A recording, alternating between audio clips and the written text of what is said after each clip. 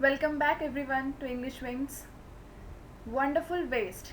So today's chapter is Wonderful Waste of CBSE Class 5.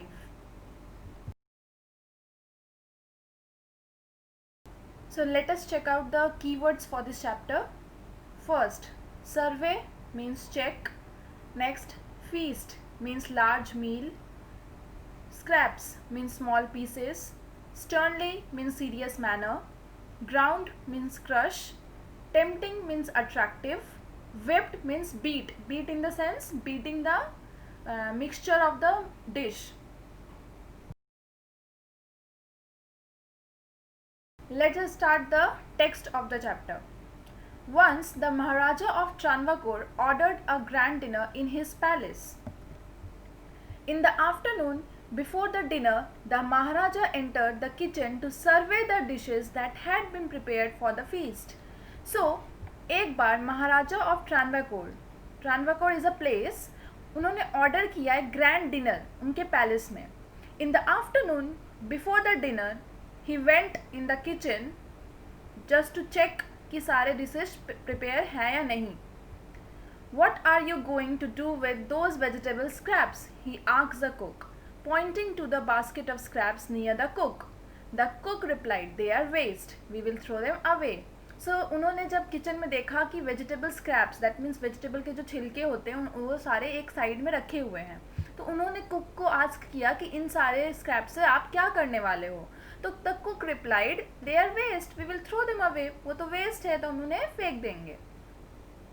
You cannot waste all these bits and pieces of vegetables. Find a way to use them.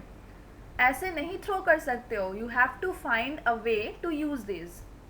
The Maharaja commanded sternly and walked away. The cook was in a fix and kept staring at the vegetable scraps for some time.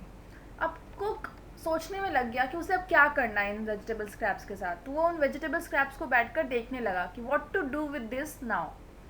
Suddenly, an idea flashed across his mind. तभी उसके mind में एक idea आता है. He took all the vegetable bits, washed them and cleaned them well.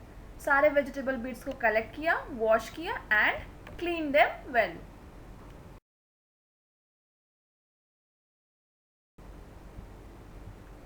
He cut them into long strips. बड़े बड़े pieces में उसने कट किया. He put them in a large pot. फिर उसने क्या किया, उन्हें एक बड़े से पॉट में अंदर उसे प्लेस कर दिया. And placed it on the fire to cook. और फायर पे उसे कुक करने के लिए चढ़ा दिया. Next he ground some fresh coconut. Ground means not the field. Ground means crush करना, किसी भी चीज़ को ब्रेक कर देना, पाउडर फॉर्म में चेंज करना. तो उसने कुछ कोकोनट को, फ्रेश कोकोनट को क्रश किया. Green chillies and garlic together. इन तीनों चीज़ों को, fresh coconut, green chillies and garlic, तीनों को ग्राउंड किया. He added this paste. फिर उसने वो पेस्ट को ऐड किया उस मिक्सचर में जो उसने अभी अभी पॉट में चढ़ाया था.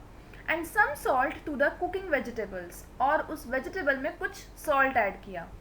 अ tempting smell started coming from the pot. और तभी पॉट से एक बहुत अच्छी एक स्मेल आना स्टार्ट हो गई.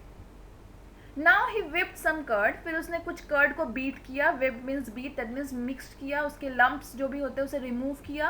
And added it in the curry. फिर उसने करी में ऐड किया.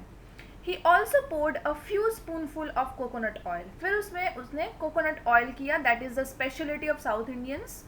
And decorated the dish with curry leaves. और लास्टली उसने करी लीव्स से डिश को डेकोरेट कर दिया.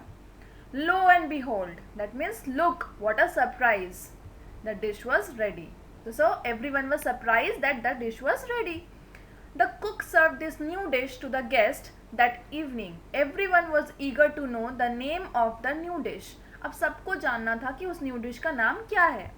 The cook thought and thought. अब डिश तो बना लिया, बट नेम क्या होगा, बिना नेम के डिश कैसे हो सकता है.